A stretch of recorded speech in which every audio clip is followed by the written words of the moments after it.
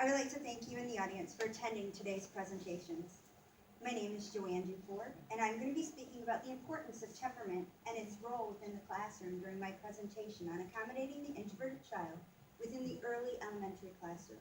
My research is based on accommodating various temperaments within the classroom.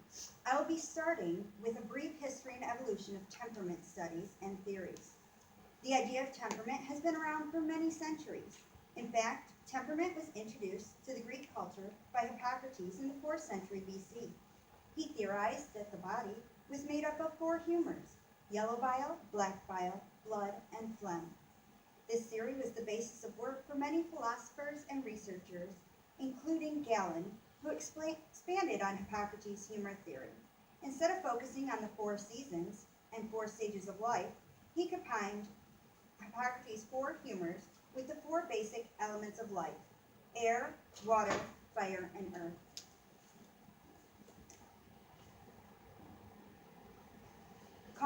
Kant, and Wundt used Galen's work as a basis for their own work on temperament. These philosophers and scholars added personality traits and changed the names of the humors to phlegmatic, melancholic, sanguine, and choleric. These philosophers also changed the elements to unchangeable, changeable, strong, and weak. In 1985, Eysenck and Eysenck revised these scholars' work and published this temperament chart to include more modern terms such as unstable, stable, extrovert, and introvert.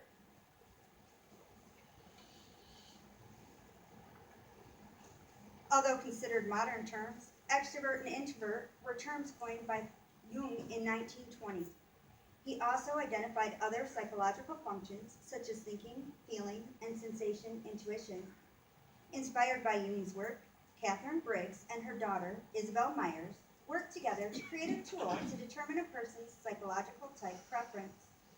In addition to creating the Myers-Briggs type indicator, they added a 4th set of functions known as judging and perceiving.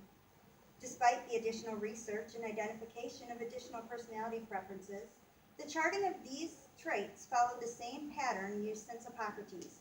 Personality types are categorized by 4 regions of thought process. Prior to Thomas and Chess's New York longitudinal study, all of the temperament studies and observations were based on adult behavior. Chess and Thomas were pioneers in observing and recording data on children. They categorized the children into 3 different temperaments: easy, difficult, and slow to warm. In 1996, Oakland and colleagues used research from Thomas and Chess combined with the MBTI to create the Student Style Questionnaire. Then, in 2010, Oakland paired with Polish researchers to create the Polish Temperament Styles Questionnaire. This shows a global interest in temperament. Work completed by McNair and Associates, starting in 1949 with Fisk, has created a new look on organizing personality type. They've developed a model that is said to accurately describe personality and has been tested across 50 different cultures. These 5 personalities are said to be ranges on an extreme continuum from extroversion to introversion. The use of introversion on their scale, however, is linked to the negative connotation of narcissism created by Freud in the 1920s after a dispute with Jung and Adler. These 5 traits are extroversion, agreeableness, conscientiousness, neuroticism, and openness. Temperament theory has come far since the days of Hippocrates, but there are many facets of temperament that are still yet to be discovered. Recent research is providing evidence that parts of temperament are biological. Dr. Hammer found differences in the D4-DR gene in individuals. The D4-DR gene determines the individual's sensitivity to the neurotransmitter dopamine. Dopamine is a chemical in the brain that produces a pleasant feeling. The findings of this study show that thrill seekers are just seeking that pleasant feeling that non-thrill seekers receive from more quiet activities. Although Dr. Hammer identifies his subjects as high novelty seekers and low novelty seekers, the traits that he identifies within the 2 groups are closely associated with the terms extrovert and introvert. In addition to Dr. Hammer's D4DR gene work, Dr. Johnson used positron emission tomography, an imaging technique that produces a three-dimensional image of the functional processes within the body, to discover that the blood flows along different pathways of the brain within people that are identified as introvert as those identified as extrovert. The extrovert's brain flows along the pathway of dopamine and adrenaline, whereas the introvert's brain blood flows along the path of acetylcholine. Acetylcholine is a chemical in the brain attributed to attention and learning and stimulating a good feeling when thinking and feeling. Despite temperament being researched and documented for over 2,000 years, our understanding of the intricacies of temperament and their biological and environmental influences has gained recognition through medical advances in brain research. Revelations have been made to show evidence that people who are introverted exhibit personality traits, learning styles, cognitive processes, and behavior that is different from their extroverted counterparts. Laney, Kane, and Fonseca maintain that in order for teachers to reach introverted and extroverted students, these differences need to be acknowledged and accommodated within the daily schedule. Some of the recommended accommodations by Kane include embracing technology use within the classroom, building in think time, and breaking the class into small discussion groups. Fonseca recommends limiting visual clutter on the walls and in the room, creating space between desks, and having a quiet area within the classroom. She also suggests seating introverts away from high traffic areas, finding balance between collaboration and individual tasks, and teaching students how to de-stress. Laney also advocates for a quiet space within the classroom. Additionally, she states that an optimal learning environment for these students includes a quiet, structured classroom with few surprises, time and space to reflect, announcement of the lesson's big picture, material that relates to students' lives, and the option of working alone or in a group.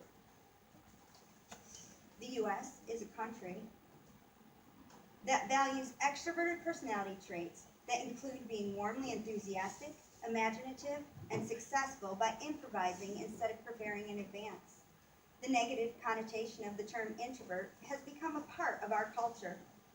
Approximately 50% of the population, however, is identified as introverted, and these personality differences may not be accommodated for in the elementary school classroom. One reason for this is that most elementary school teachers are extroverted, and the temperament of the teacher is reflected in the teaching style utilized within the classroom. Not only are more elementary school teachers extroverts, the curriculum standards that are required to be taught keep increasing each year, and teacher compensation is dependent upon student achievement. Due to these changes, teachers are prone to use more whole group activities and less one-on-one interaction in order to cover all of the required information. The subjects for this study were kindergarten teachers from school districts chosen by a random cluster sample within 3 southeast Michigan counties. 37.5% of the survey packets were completed and returned. The instrument was a researcher-created teacher survey consisting of 19 questions outlining the basic demographic information, teaching experience, teaching style, teaching method, and the subject's opinion on utilizing student personality to drive instruction. The results of this study support that educators do teach the personality type, but does not support that educators make accommodation for introverted children within the classroom. The responses were separated based on the subject's self-determination as introvert or extrovert. 67% of subjects determined themselves to be introverts and 37% to be extroverts. These results, however, do not support previous research. When all of the personality type questions were taken into consideration, it was determined that 38% of the subjects were actually introverted and 62% were extroverted. Despite the possibility of misidentification of personality type, the results of this study were based on the subject's self-determined personality type. This slide breaks down from the introvert's most used teaching method, least used, and then extrovert most and least. As you can see, when comparing the results, the introverted subjects preferred to use the whole group instruction 53% of the time, and extroverted subjects, used whole group instruction 33% of the time. Also, the introverted subjects avoided the 2 to 4 groupings and independent work 62% of the time, whereas extroverted subjects avoided these groupings 79% of the time. These results appear to be inconsistent with previous research conducted. How important is quiet time? The subjects stated that they observed students to identify specific personality traits. 67% said that they do so to gain more insight on students' needs, and the other 37% to differentiate instruction to fit the needs of the student. In conclusion, it has been determined that the results of this study supported that educators do teach to personality type, but do not make accommodations for the introverted students. People who are introverted exhibit personality traits, learning styles, cognitive processes, and behavior that is different from their extroverted counterparts. In order for teachers to reach all of their students, these differences need to be acknowledged and accommodated within the daily schedule, or we are failing to reach approximately half of our students. I need to thank several people for assisting me through these last couple years. Leah Mayer, Dr. Husband, Dr. and Mrs. Barbie, the McNair staff, my mentor, Professor Burke, Melissa Sisson, my fellow researchers, Dr. Patricia Wallace, and last but most importantly, my husband and children for all of their support and sacrifices over the last 5.5 years.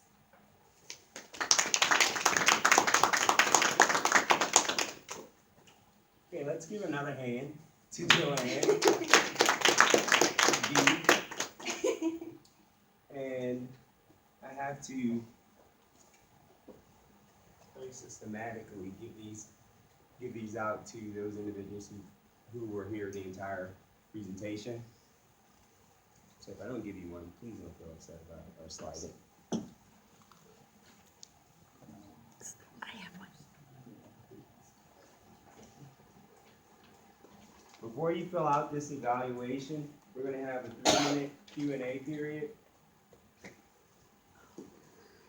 that can begin at this point. Yes, sir. What might be a heavy question, but what inspired you to begin to do this? I thought it was really very, very fun and informative presentation. What inspired you to embark on it? It's a passion of my mentor, Kathy Burke, but also I have a child who's extreme introvert and one who's extreme extrovert and then one who's an ambivert. And I thought that through this research I might be able to find strategies to accommodate all of them in my parenting styles.